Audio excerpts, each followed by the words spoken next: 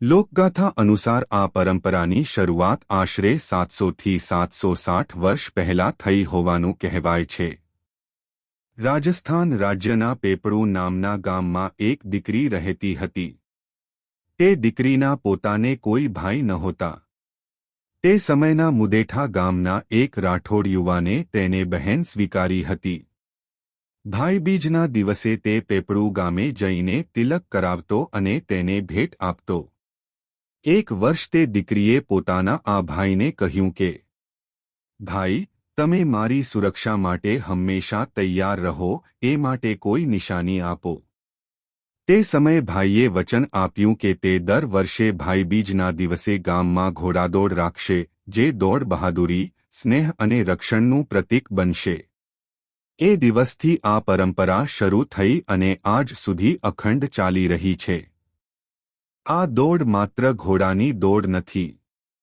તેમાં ગામના યુવકો અને અશ્વસવારોએ પોતાના ઘોડા સજાવીને ભાગ લે છે. દોડ દરમિયાન લોકો જય માતાજીના નારા લગાવે છે અને આખું ગામ ઉત્સવમાં ઝૂમી ઉઠે છે. ભાઈબીજના દિવસે યોજાતી આ દોડ આપણને યાદ અપાવે છે કે ભાઈ બહેનનો સંબંધ માત્ર લોહીથી નહીં પણ પ્રેમ અને વિશ્વાસથી પણ બને છે. મુદેઠા ગામની અશ્વદોડ એ જ પ્રેમ અને વિશ્વાસની જીવંત સાક્ષી છે.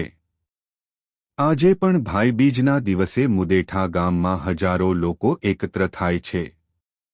આ દોડમાં બનાસકાંઠા ઉપરાંત રાજસ્થાન, પાટણ, કચ્છ અને મોરબી જેવા જિલ્લાઓમાંથી પણ અશ્વસવાર ભાગ લે છે. કેટલાક ઘોડા તો લાખો રૂપિયાના હોય છે અને ગામના મેદાનમાં તેમની દોડ જોનારાઓ તાળી વગાડી ઉત્સાહ વ્યક્ત કરે છે. મહિલાઓ પરંપરાગત વસ્ત્રોમાં હાજર રહે છે, બાળકો ધ્વજ ફરકાવે છે અને વડીલો આ દોડને આશીર્વાદ આપે છે.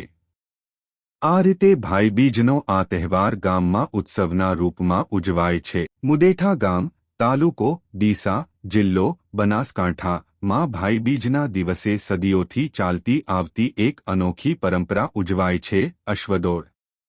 આ દોડ માત્ર રમતગમતનો કાર્યક્રમ નથી, પરંતુ એ ભાઈ બહેનના પવિત્ર સંબંધનું પ્રતીક માનવામાં આવે છે.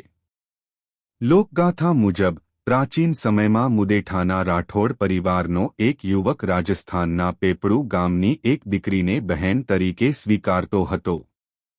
તે દીકરીના પોતાને ભાઈ ન હોવાથી મુદેઠાના આ રાઠોડ યુવકે ભાઈબીજના દિવસે તેની પાસે જઈને તિલક કરાવ્યું હતું.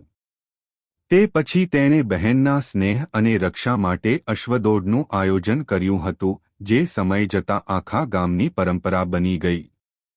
ત્યાંથી આજ સુધી દર વર્ષે ભાઈબીજના દિવસે મુદેઠા ગામમાં અશ્વદોડનું આયોજન કરવામાં આવે છે. આ દોડ ભાઈ બહેનના પ્રેમ, એકતા, બહાદુરી અને પરંપરાગત સંસ્કારનું પ્રતીક બની ગઈ છે. મુદેઠા ગામમાં ભાઈબીજના દિવસે યોજાતી અશ્વદોડ એક 700 વર્ષથી વધુ જૂની પરંપરા છે. આ પરંપરા ભાઈ બહેનના અવિનાશી બંધન અને રક્ષણના વચનની યાદમાં મનાવવામાં આવે છે.